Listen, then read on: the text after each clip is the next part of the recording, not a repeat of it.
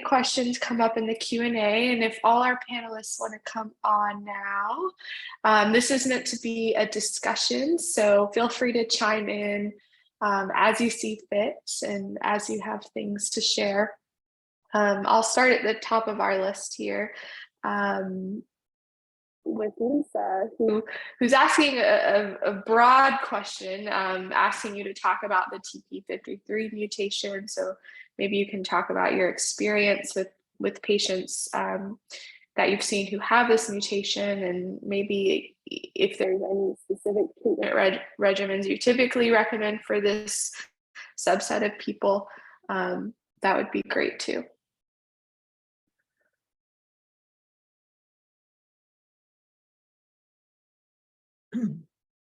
I can say something. I mean, I think we really struggle with this subtype of AML. It's highly resistant to, our conventional treatments, and unfortunately, we're finding many of our new novel therapies as well.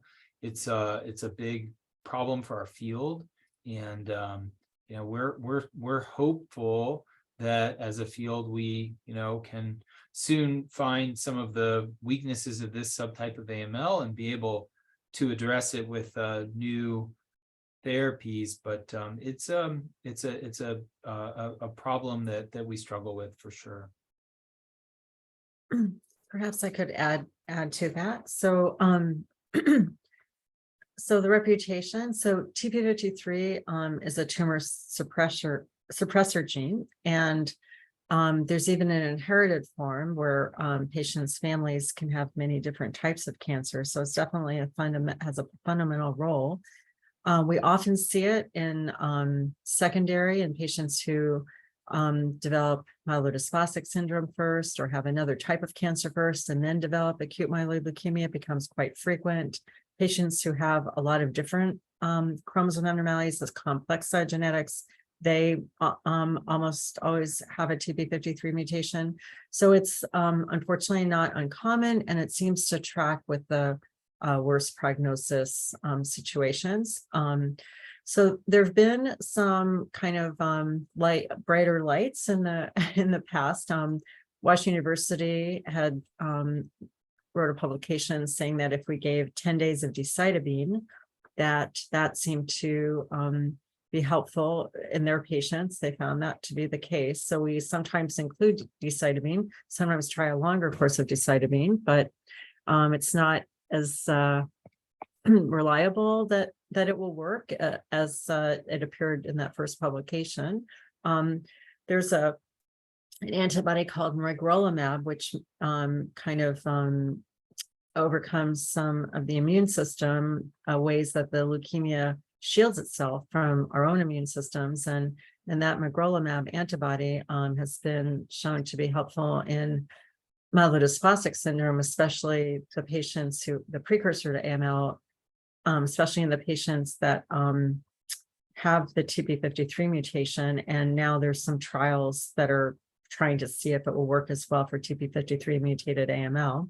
There was another drug, APR-246, that was initially touted as perhaps working in MDS with TP53 mutation, but it kind of lost it. It wasn't as, it didn't turn out to be as hopeful as initially thought. So, so I think that folks are trying to, since most of our chemotherapy regimens don't work well for TP53 mutated disease, people are thinking that perhaps immunotherapies or some, other ways might work better. And in fact, I'm sometimes surprised. For example, I have a patient who couldn't tolerate most of the couldn't tolerate because of a lot of complications, couldn't tolerate the intensive chemotherapy. She went on venetoclax and decitabine, could only tolerate a few cycles of that. And then she went on a maintenance regimen with Onureg, which is an oral azacitidine. And she has the TP53 mutation, and she's been in remission now for months. So it's possible that, there's always kind of a variable response, so you have some TP53 mutated patients who do stay in remission for a long time, even without aggressive treatments and without transplant. So again, there's statistically, it's thought to, have a poor prognosis, and yet you have individual patients who sometimes do better. So, so I guess those are my thoughts on TP53 mutation. Great. Thanks.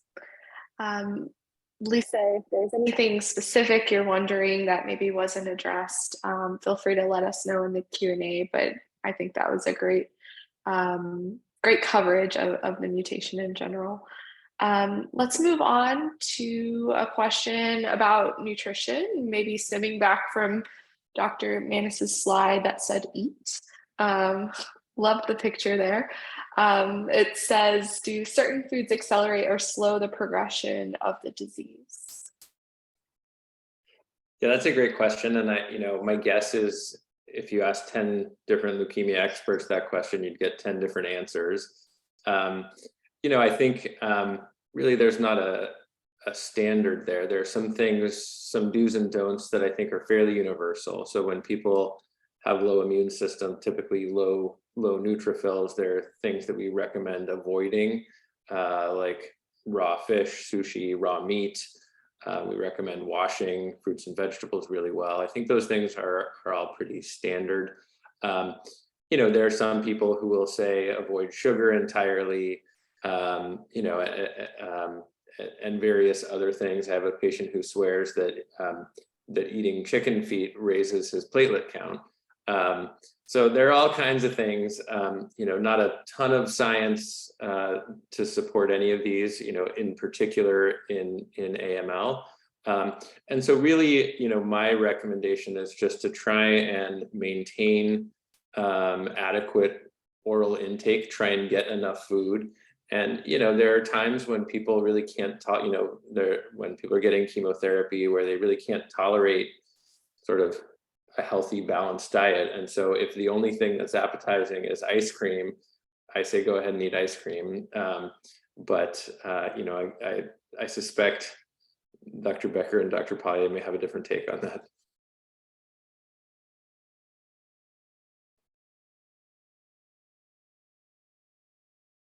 It's the silence makes me think they agree.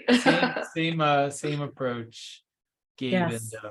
And I remember sometimes counseling patients who had lost their appetite because of intensive chemotherapy or especially after transplant. And I'll say, okay, this time right now, cake is fine, ice cream is fine. I've done the same thing where any calories are trying to get the gastrointestinal system to try to start tolerating food again. I think one of the major problems is the disruption of taste.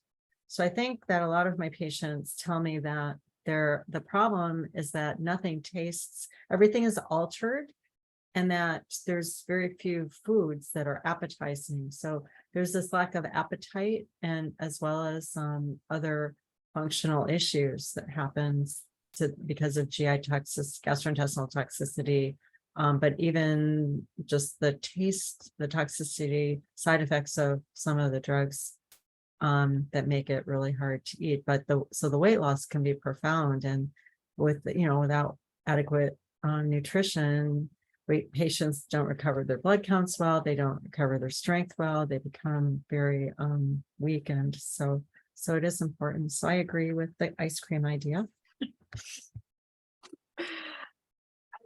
To myself, I would agree as well. And I would also say that the dietitians at your hospital or facility or clinic are great resources for you too, if you're struggling with your oral intake or side effects when it comes to eating. So thanks. Other question here is, how do you define a cure? Does that mean a functional cure and where you stay on some sort of treatment, or does that mean no treatment potentially in the future?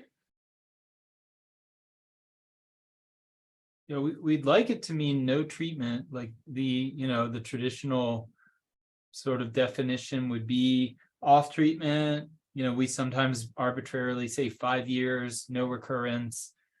It's still possible to have a later recurrence than that, but it's rare. So, when we say cure, that's really what we're hoping for, what we're meaning. And, that's often the goal, or can be the goal.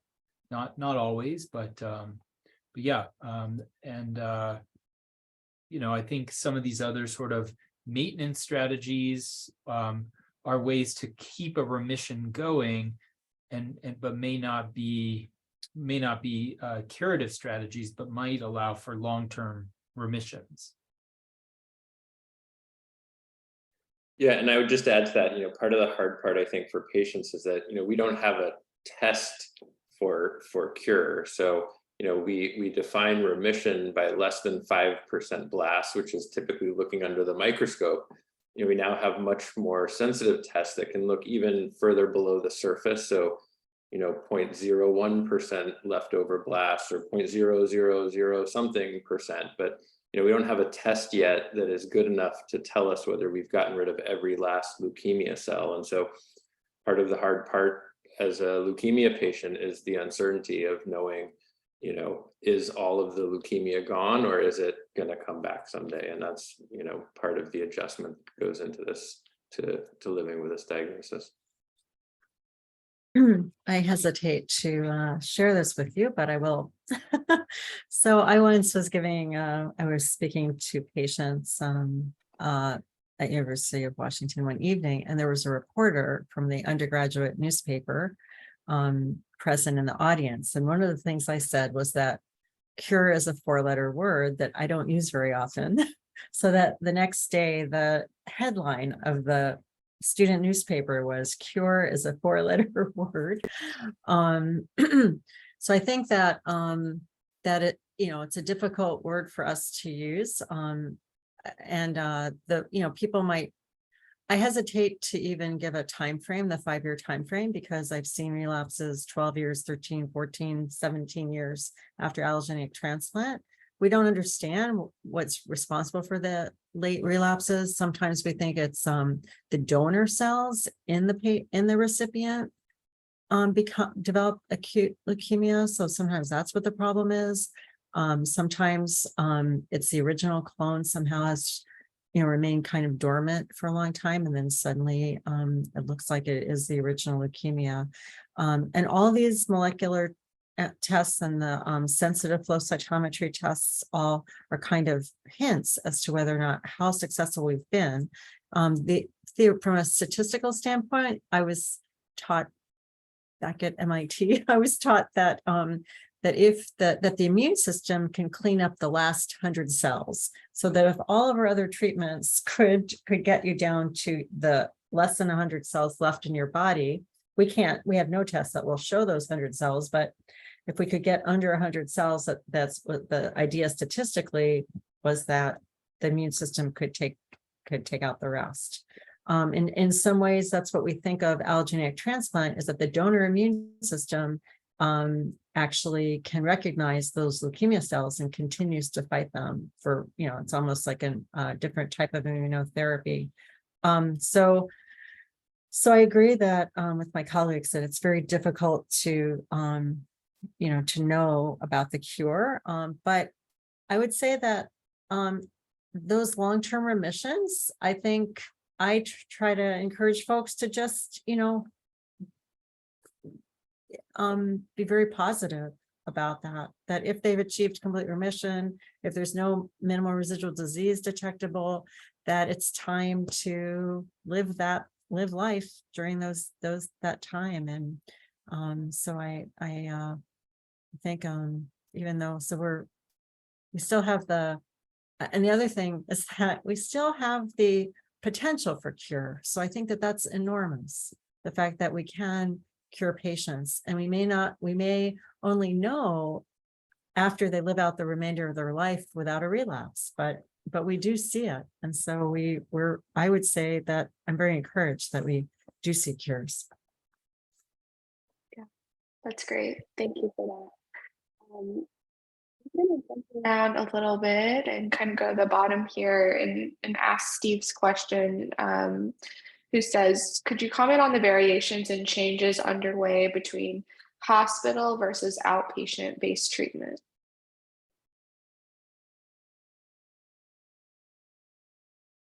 Yeah, I think historically, the tools we had to treat AML were very crude. They were sort of, the sort of nuclear bomb approach where we would give very intensive chemotherapy and patients had to stay in the hospital because they got really sick and got all kinds of infections.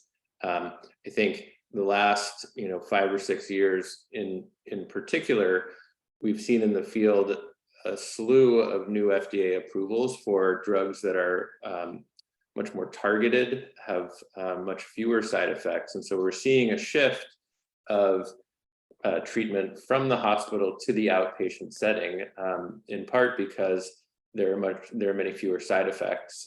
Now that's not always the case. And, unfortunately, for a proportion of patients, we still sort of take the sort of nuclear approach and keep patients in the hospital. But, I think as we get better and better and more elegant at treating AML, more and more we'll be able to do these treatments in the outpatient setting, which I think, to Dr. Pollier's point about, focusing on quality of life, the reality is that for many patients, they won't be cured. And so maximizing or trying to find the right balance of maximizing quantity and quality. And, for most patients, there's a preference not to be trapped in a hospital for weeks on end. Great. I have 2 questions here that are getting at post-transplant. I have one, maybe we can combine them. One is asking, how does the quality of life typically change for a person after transplant? And someone's also asking, what's the best way to regain leg strength post-transplant? So maybe we can answer both of these together. Yeah, I mean, I can just quickly, I think quality of life is so variable. I mean, I think when a person commits to a transplant, they have to be very well aware of what they're getting into and the risks. And those risks are great. They include potential for death or, a very, very very morbid complication called graft versus host disease. And in the setting of those complications, quality of life can be very poor for, potentially a long period of time. But I think we've all seen and we all hope for every time we treat a patient is for that not to occur. And we have cases where patients do very well with, sort of minimal comorbidities and a good quality of life. That's why we do it, because we hope for those scenarios. As far as the leg strength, I mean, I think being in a hospital setting for weeks on end between initial treatment and then potentially a transplant makes people extraordinarily deconditioned and weakened. And it's a very unnatural place to be, the hospital, the food, the activity level, the interruptions, the sleep. And so I would say, a lot of patience in that recovery process and, many, many weeks to months of rehabilitation is what typically is required.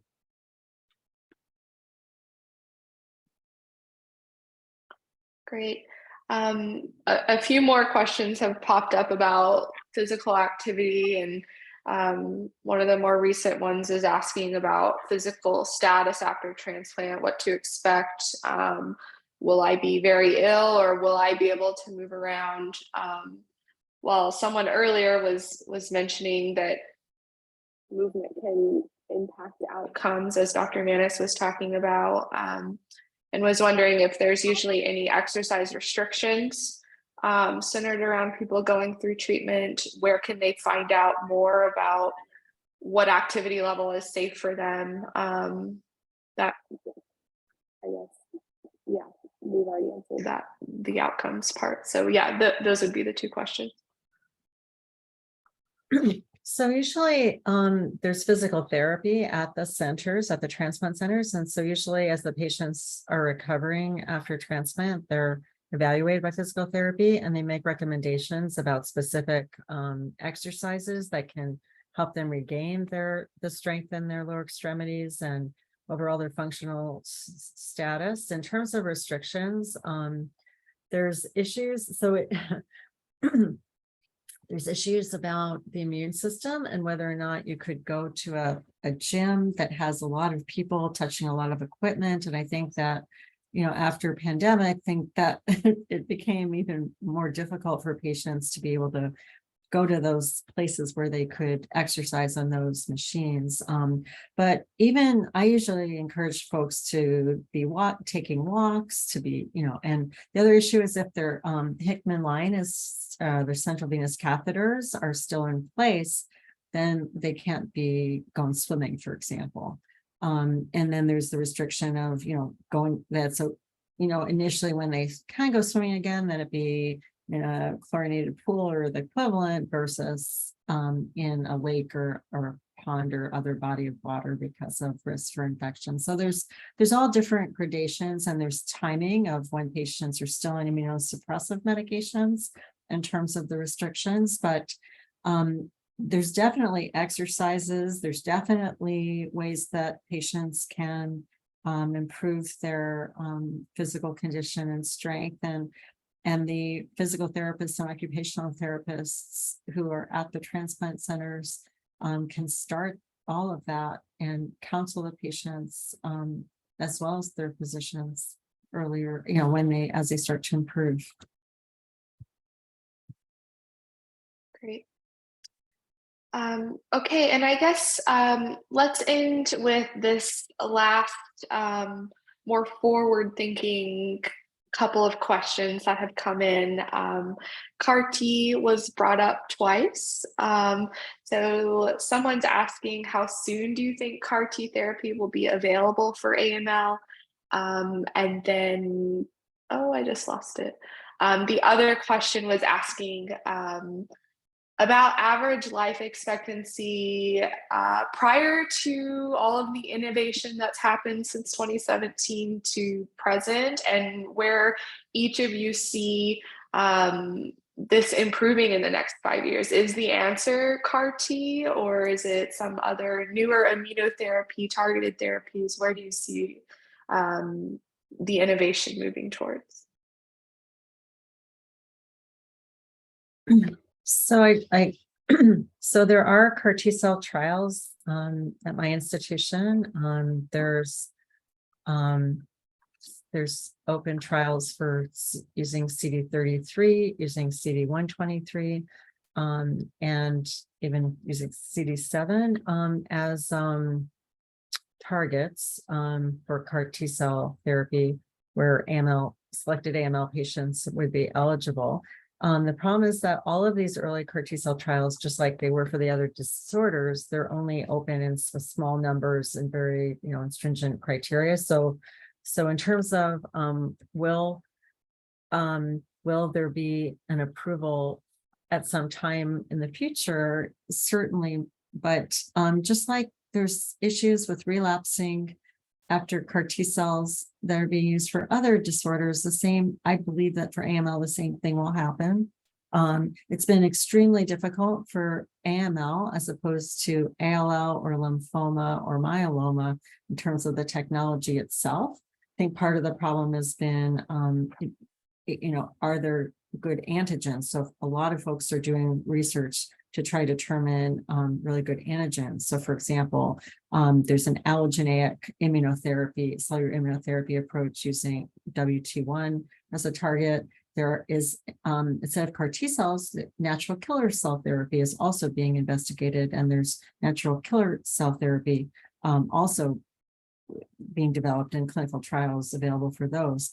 So the whole field is kind of emerging and galloping. And so in terms of what therapies are going to make a real difference in terms of 5-year survival, I think that when I think about 2017 until now, what I'm concerned about is that it seems like maybe that 5-year survival, when I look up in the AML facts in the NCI, National Cancer Institute, SEER, the epidemiology location on the internet, it seems like the 5-year survival increases by about 1% each year, which doesn't seem like anything's improving a lot. So I feel like it's been in the high 20% range for a while, and it just seems to be quite slow in terms of making a huge difference despite all the target inhibitors, despite all the new FDA drug approvals, et cetera. And I think it's because the disease can be quite aggressive, and it also keeps changing.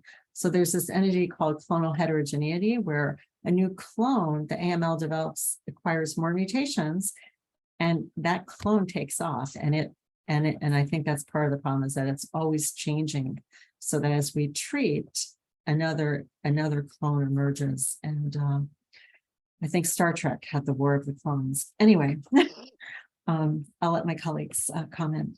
Thank you. Yeah, I think probably the life expectancy, while my guess is that it has increased since 2017, like Dr. Becker said, it's slow going. What I'm optimistic about is that from the 1970s until 2017, there was really only 1 or 2 new drugs approved in AML, and since then we've had 9 or 10 new drugs or drug approvals approved, and so the pace of discovery is increasing very rapidly. CAR T cells have not shown the same sort of success that we have seen in some other diseases, but there's a lot of work ongoing. And so, I think we are at an inflection point here where over the next 5-10 years, we're going to be hopefully curing a lot more people, certainly helping people live longer. And so whether it's CAR T cells, whether it's, targeted drugs, whether it's combinations of things, we certainly have a lot of work to do, but I think we're on a good track at the moment.